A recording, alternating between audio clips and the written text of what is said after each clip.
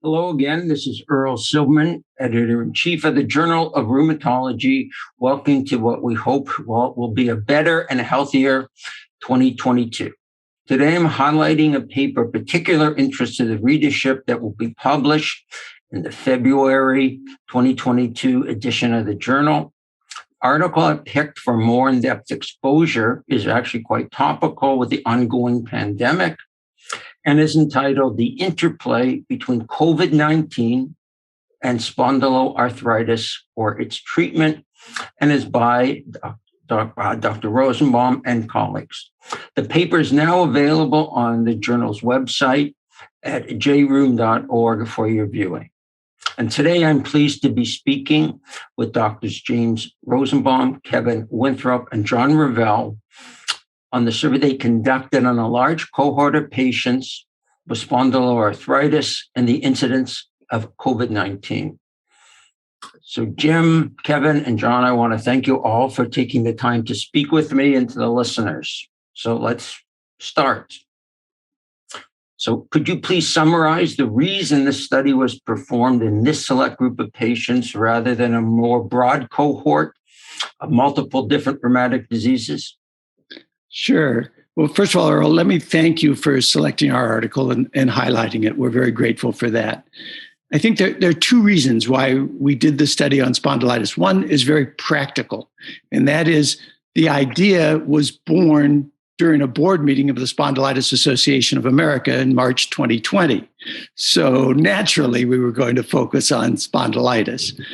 But the other reason is equally important, and that is every disease may affect the susceptibility or the severity of COVID by itself. A good example is rheumatoid arthritis. If you have interstitial lung disease, clearly that could have a profound effect on how the virus behaves, the COVID virus.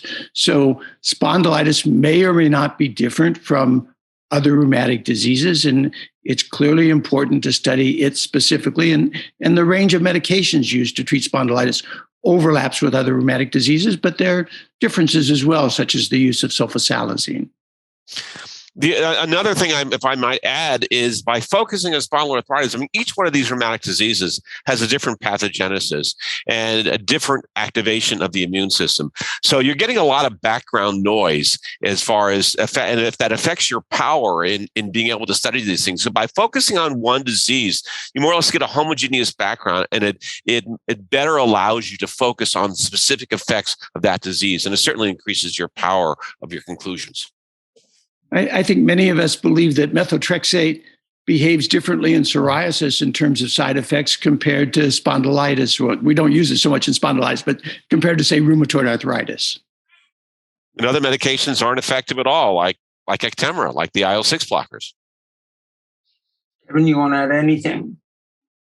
No, they covered it. I would just, actually, I will add something. Most of the large observational studies looking at the influence of SARS-CoV-2 among rheumatic disease patients, most of them are very mixed or heterogeneous, as John was just saying. And actually, most contain very few spondyloarthropathy patients. Most of them are, much higher proportions of RA and other diseases. So it's nice to have a study just really specific to this group, I think.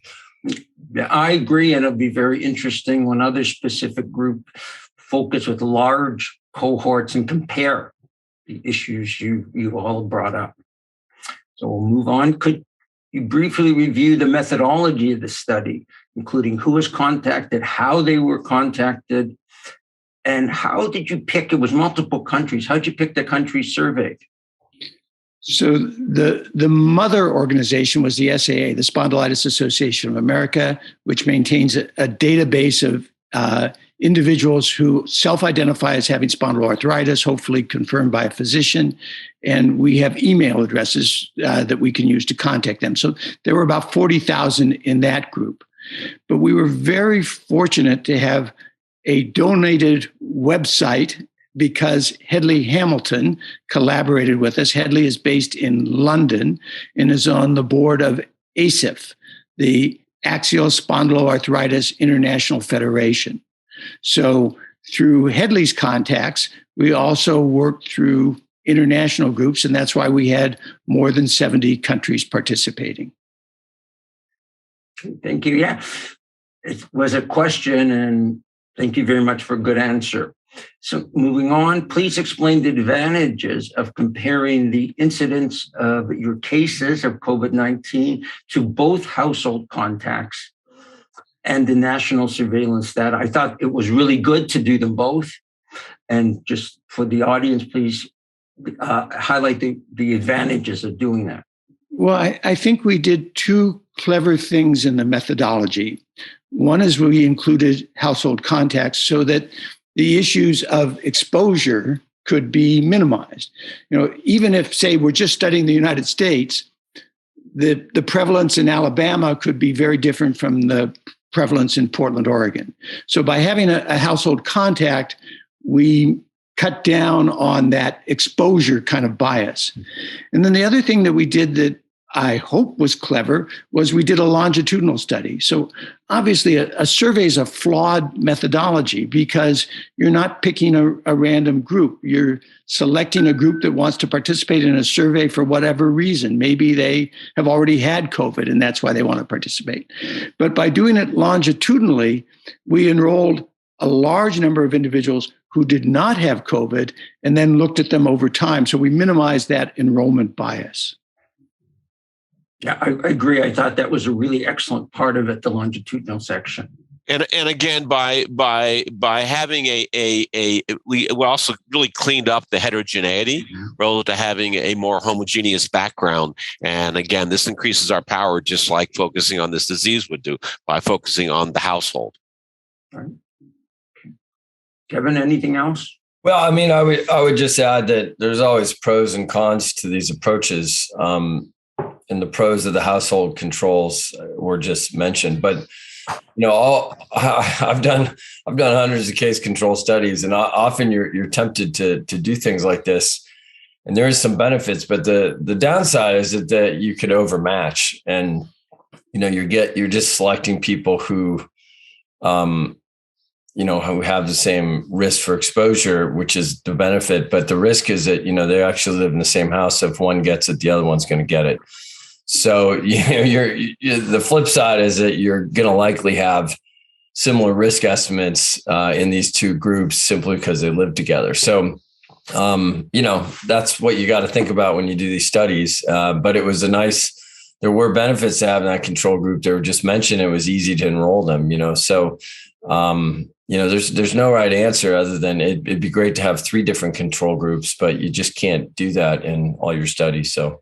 But also going into this, we didn't know that. We didn't know that, for example, if you had AS, you might be at higher risk or lower risk for developing this disease. And so, we didn't see that downside up front. The other downside, though, is the numbers. So we were really underpowered in terms of household control. Right. So I do think that it's a great control group, but we didn't have a sufficient number to be really confident about our conclusions. Yeah, I know. I mean, there's no perfect study, and Kevin got at one of the things that people sometimes do use. Certainly, we've done that in some pediatric studies of cognitive. You take their best friend. So in this case, you could have taken a neighbor. Right. So they're not direct household. But boy, that would have been impossible to do. If a survey would have been unbelievably impossible. But I mean, there's no perfect study. We tried that in the Lumina study, and it didn't work. Mm-hmm. Yeah, no, it's tough. It's a really hard study to do, but it is a great control for the reasons Kevin brought up. Okay, so we'll move on. So I noticed that approximately 65% of the respondents were from the US, which was only one of more than 70 countries. And we're coming back to an issue that you brought up before, and that has to do with surveys and response rates. And the response rate really was 9.3 in the US. And what struck me too was 63% of them were female. And we're coming again into selection bias. So would you like to comment on how your findings may or may not influence of generalizability. So is the question, is this small group and the fact that females do believe, and it's got to only be a belief, does alter the generalizability? So 2 excellent questions. The response rate of just under 10% is not too unusual for a survey, but the important response rate is the longitudinal response rate. And that is, of those who responded from the United States, a little over 70% did a longitudinal response. And we were able to draw important conclusions just from that subgroup. So I think our response rate actually was excellent. Now, men and women do differ. I know that not everyone believes that, but they do. And one way in which they differ is that women are more likely to respond to a survey than men. And that's been true time and again. Women are more likely to go to a physician than men.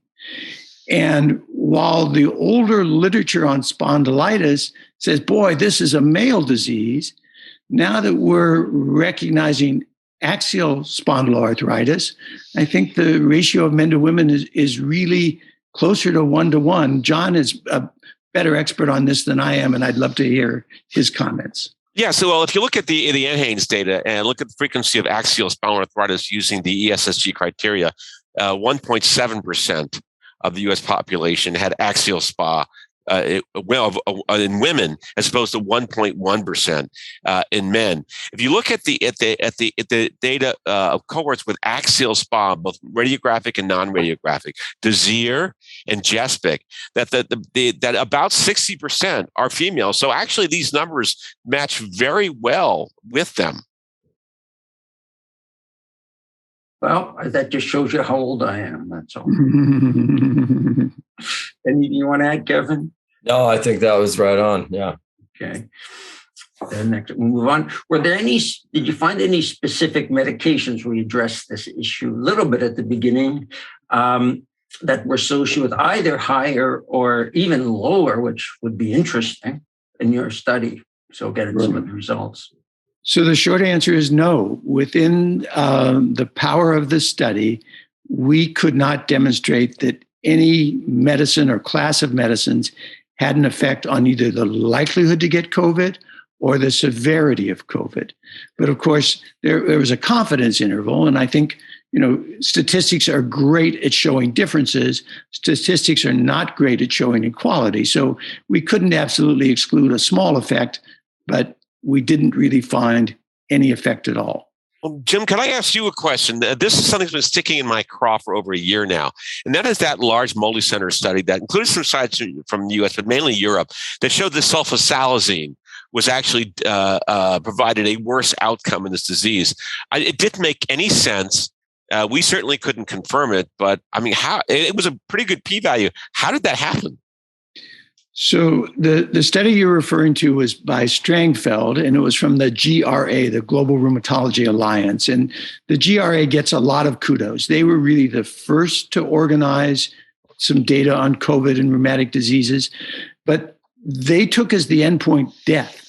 So they asked rheumatologists to enter data on COVID patients who had died, at least in the Strangfeld paper. And that obviously skews things. And the numbers, I don't remember exactly how many on sulfasalazine they had, but I think it was less than 100.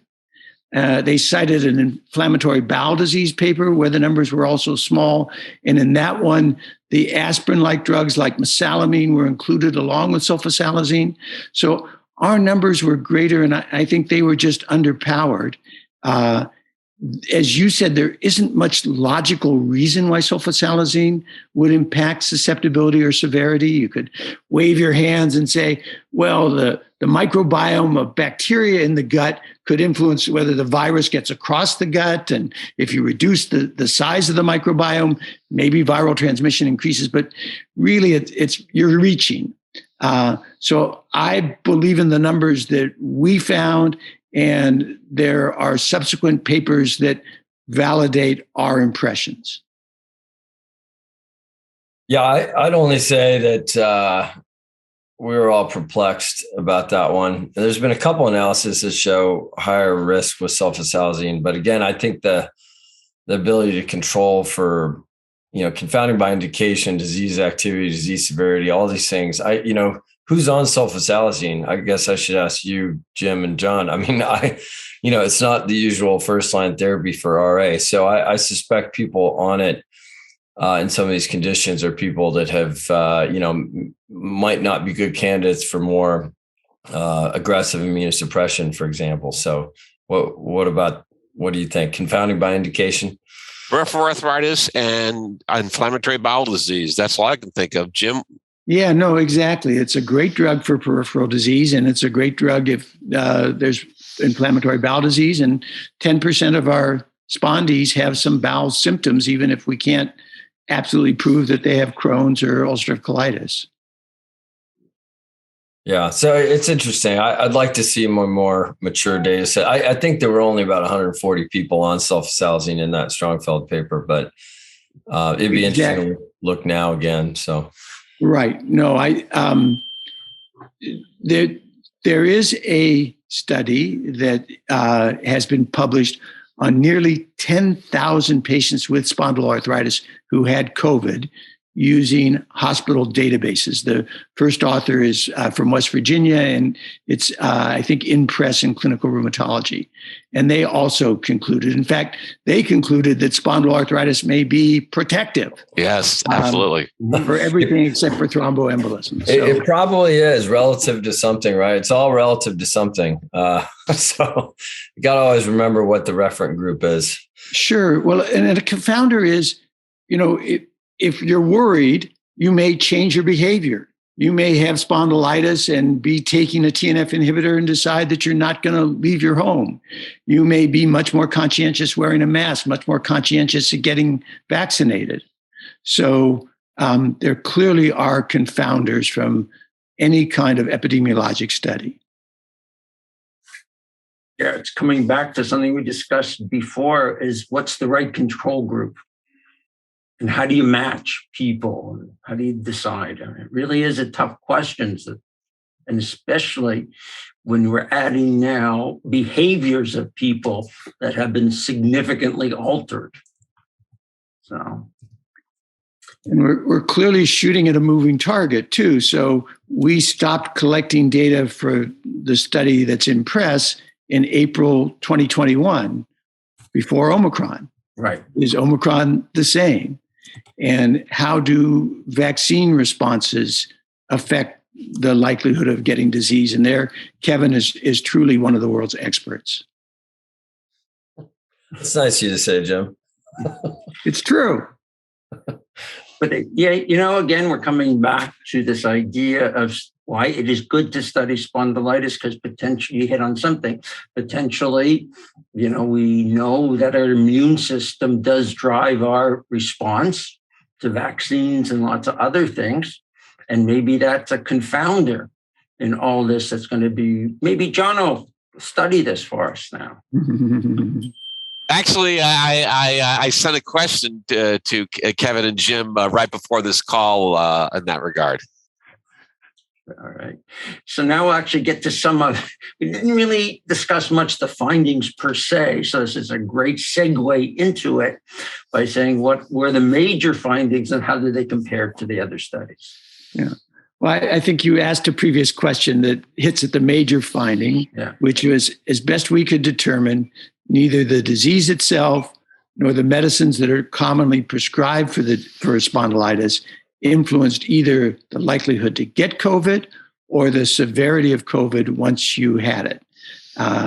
And as I hinted earlier, I think there's some huge studies that are now in Press, huge meaning hundreds of thousands of patients with inflammatory joint disease based on databases that are ICD-10 codes or hospitalized patients that are coming to the same conclusion. And really surprising. I think when the epidemic started, we were all certain that how could you possibly take a TNF inhibitor and escape the ravages of COVID?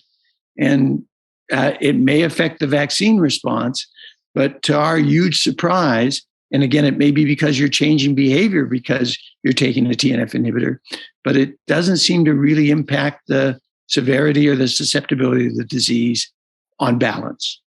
But this is definitely a moving target, and just as we come up with some answers to the previous questions, new questions come up. And what about the breakthrough cases after vaccination?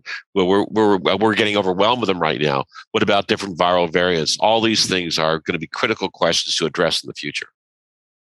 Any other comments, Kevin, you want to make? No, I we're obviously in a bit of a transition phase right now, and we're going to ride this Omicron wave for another few weeks now, but it is decreasing. And I think there's no question it's a less severe disease. And, we're building immunity through repeated vaccinations and exposures, in our population. So I would only say that, stay tuned. The next couple of months, we're going to decide what kind of booster we should be giving next and which subgroups of people should be getting it. We got a lot to figure out still. Great. So they'll make lots of good interviews later on. So final thing, is there anything, and I'll go through each of you, please respond to this, that you'd like to add that we haven't addressed? I wanted to thank all the colleagues who participated in this. This would not have occurred without the SAA. It wouldn't have occurred without Hedley Hamilton, who's got NE3, the company that posted the website. It wouldn't have occurred without Kimberly Ogle, who worked with our IRB to get the approval. It really, many people made this possible. And of course, the respondents to the survey. John, anything you want to add? Yes, it's been a real pleasure and honor. I've had the SOAS cohort very involved in this, and it's just with all these answers, the new questions arise, and that's our next step. Kevin? Yeah, I just thank these two guys for dragging me into it. It's pretty fun. So thanks, guys. All right. Well, good. Since we're in the process of thanking people, I want to thank all the three of you, Dr. James Rosenbaum, Dr. John Reveille, Dr. Kevin Winthrop, for taking the time to speaking to me and explaining to hopefully our audience of how the interplay of spondyloarthritis and COVID-19 infection was and the outcome. And it was encouraging news. That's a good summary for me, is how encouraging it was to read it. And you just reinforced, speaking to the three of you. And to our viewers, please read the full article entitled Interplay Between COVID-19 and Spondyloarthritis or Its Treatment by Rosenbaum and colleagues. And we'd love to hear your comments and or questions on Twitter at JRoom or by email at manuscripts@jroom.com. And thank you for joining us, and hope you'll join us next month when I speak to author of another article from the March 2022 edition. Thank you. Thank you so much.